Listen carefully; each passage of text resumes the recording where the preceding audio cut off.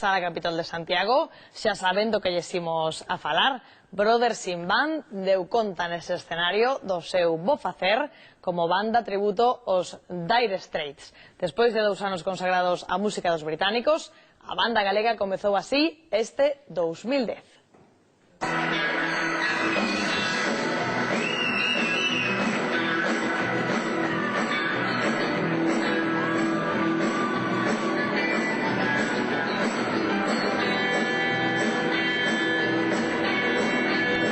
É o resultado de moitas horas de traballo dun grupo que surgiu hai 2 anos.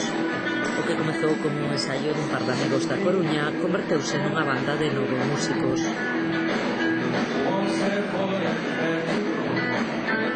Pois un día tomando algo, pois quedamos para tocar, tocamos e é o que, digamos, dá o primeiro paso, non? De cara a montar a banda tributo, neste caso a Dire Straits. Ainda que nos colle un poquinho no meu caso, un poquinho antes do meu nacemento. Da Dire Straits é do 78 e do 81, que empecé a tocar a guitarra precisamente por eso, porque me gustaba, ¿no? E bueno, empezamos sendo 4, empezamos a buscar concertos non solamente en Galicia, senón fora. No primeiro ano temos ocasión de viaxar a Asturias, a Madrid, Murcia e Granada, e bueno, ata hoxe.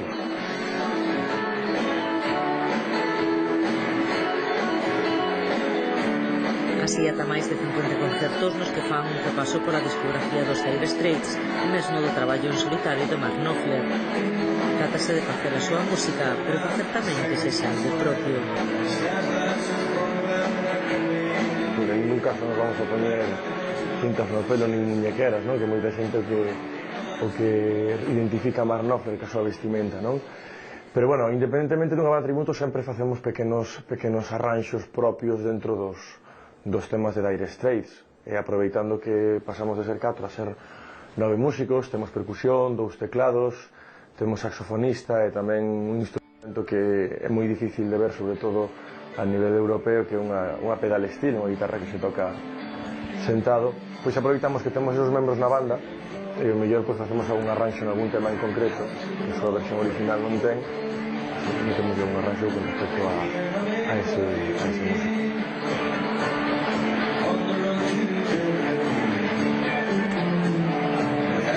A prova do seu éxito foi o concerto que o sábado pasado deron na sala Capitol de Compostela, no que superaron todas as expectativas. Máis de 650 persoas nun público que reúne xente dende 16 anos ata os 60.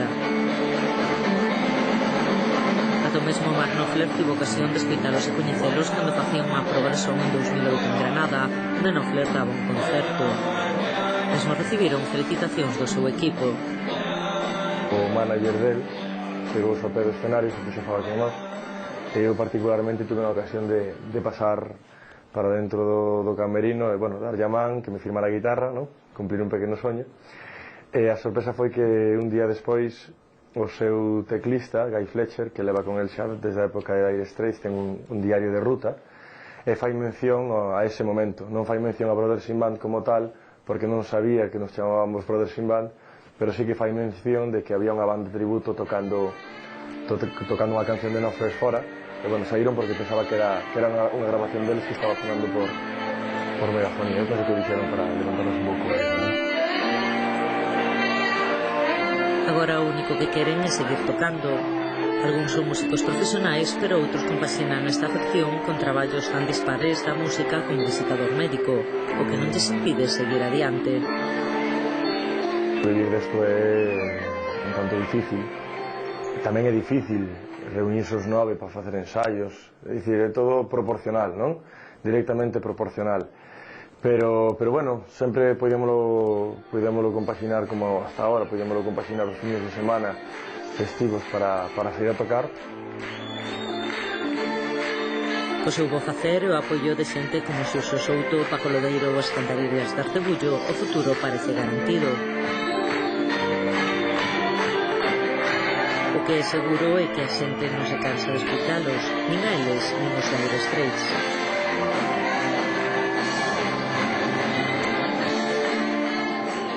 As 3 xornadas da Copa do Mundo de Hípica de Vigo teñen un programa no que case non hai descanso, pero sen dúbida o prato forte chega